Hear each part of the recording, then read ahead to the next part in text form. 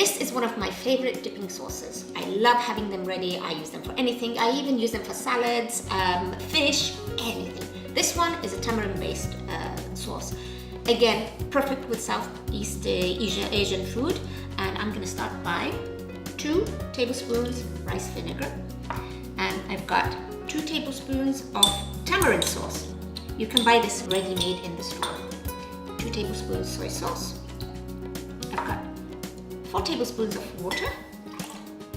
And here I have 4 tablespoons of agave syrup. You can use honey, you can use a simple syrup, anything that will sweeten it up. I chose agave syrup. And to this, 2 teaspoons grated ginger, 2 teaspoons shallots, chopped fine. Then give it a shake.